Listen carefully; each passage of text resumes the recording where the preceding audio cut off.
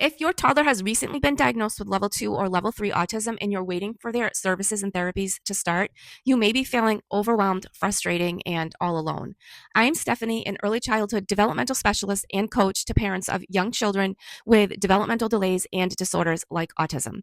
In my last few videos, I talked about all of the different supports available for all three levels of autism, things like early intervention, ABA, speech, occupational therapy. But I know that waiting for services to start can feel frustrating because a lot of times those wait lists are really long.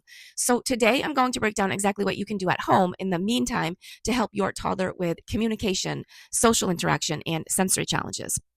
For communication support, a lot of parents worry when their child isn't yet talking and they're not sure how to encourage communication.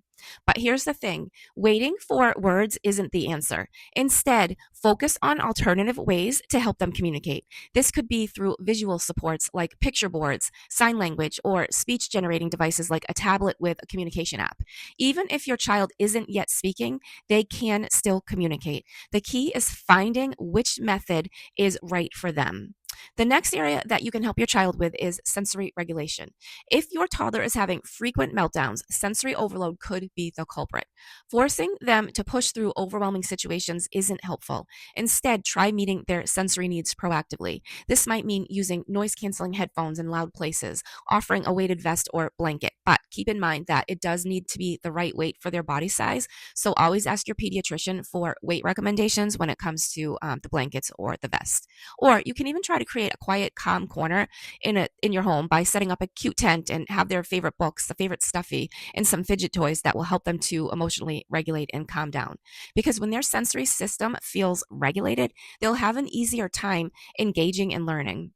One of the biggest challenges for toddlers with autism, especially levels 2 and 3, is that social interaction piece. So the best thing that you can do is just to follow their lead. If they love spinning wheels on their cars or lining up toys, join in.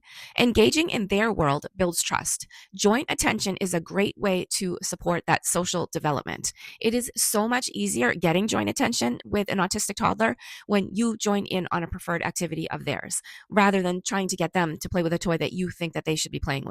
So if they're lining up toys, you can still work on their language by narrating what they're doing using single words or short phrases. For example, red car here. And maybe you can eventually begin to hand them the next card to line up.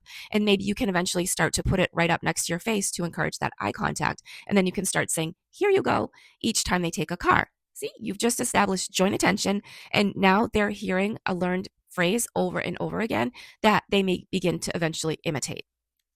Transitions can be really tough